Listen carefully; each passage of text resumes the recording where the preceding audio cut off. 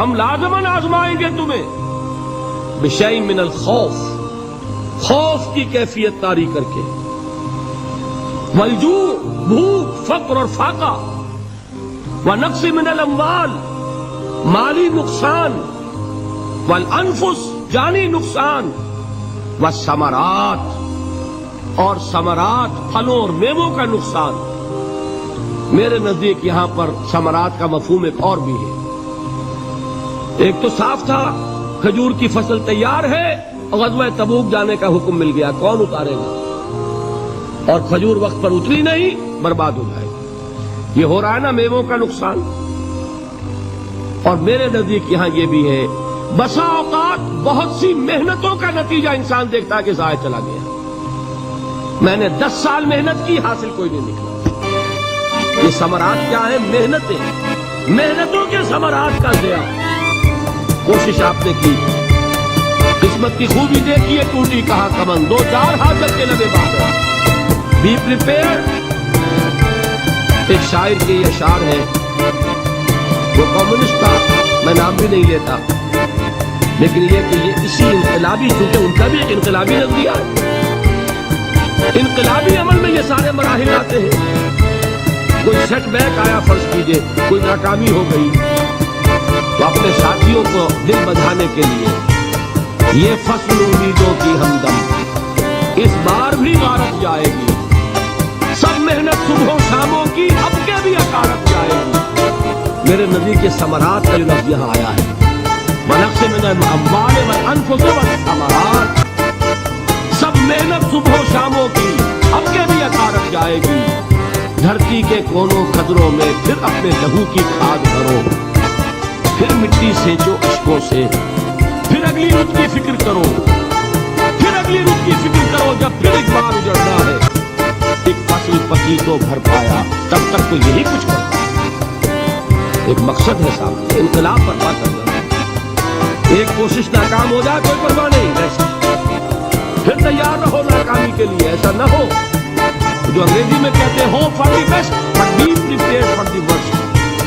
ایسا نہ ہو کہ دوسری مرتبہ ناکام ہو کے بددل ہو جاؤ، تمہاری ہمتیں جواب دے جائیں، نہیں، پہلے سے تیار رہو کہ دوسری مرتبہ بھی ناکامی آئے تو آئے، لیکن جب تک یہ کامیابی حاصل نہیں ہوتی ہمیں یہ کام کیے جائیں۔ دیکھیے سیرت میں آیا نہیں ہے واقعہ، بدر میں مسلمانوں کو فتح ہوئی تو احد میں زک پہنچی کہ نہیں، 70 صحابہ شہید ہوئے کہ نہیں؟ اگر ان کی ہمتیں جواب دے جاتی تو گاڑی کیسے چلتی ہے؟ تو فرمایا وَلَنَبْلُوَنَّكُمْ بِشَيْءٍ مِّنَ الْخَوْفِ وَالْجُوعِ وَنَقْصٍ مِّنَ الْأَمْوَالِ وَالْأَنفُسِ وَالثَّمَرَاتِ، ہم تمہیں لازماً آزمائیں گے، خوف کی کیفیت سے، فقر و فاقے کی کیفیت سے، بھوک سے، جان کے نقصان سے، مال کے نقصان سے، محنتوں کے حاصل کے ضائع ہو جانے سے۔ وَبَشِّرِ الصَّابِرِينَ، اور اے نبی بشارت دیجئے صبر کرنے والوں، الَّذِينَ إِذَا أَصَابَتْهُمْ مُصِيبَةٌ، وہ کہ جب ان پر کوئی تکلیف آئے، کوئی مصیبت آئے، کوئی آزمائش آئے، قَالُوا إِنَّا لِلَّهِ وَإِنَّا إِلَيْهِ رَاجِعُونَ، وہ یہ کہیں کہ ہم اللہ ہی کے ہیں، اللہ ہی کی طرف لوٹ جانا۔ یہ وہی انداز ہے جو میں نے فارسی کا شعر سنایا تھا آپ کو کہ سر تسلیم خم ہے جو مزاج یار، وہ ہمارا مولا ہے، ہمارا آقا، اگر اسے یہی منظور ہے تو ہمیں بھی یہی منظور۔ میں نے تسلیم و رضا کی بات کی تھی نا، آپ کو کچھ شعر سنائے تھے، ایک شعر اور سنیے، اور یہ کس کا ہے؟ محمد علی جوہر کا۔ ایک مرتبہ جیل گئے، ان کی ایک بیٹی جوان بیمار ہوئی، بہت ہو گئی، باہر چھوڑا انگریز نے، جاؤ بھائی دفن کر دو بیٹی۔ دوسری مرتبہ جیل گئے، دوسری جوان بیٹی اسی مرض میں مبتلا ہوئی، اب یہ جیل میں ہے، خبر پہنچی کہ دوسری بیٹی کے اوپر بھی اسی مرض کا حملہ ہوا۔ ایک نظم لکھی ہے جس کا آخری شعر یہ ہے، تیری صحت ہمیں منظور ہے لیکن اس کو نہیں منظور تو پھر ہم کو بھی منظور ہے۔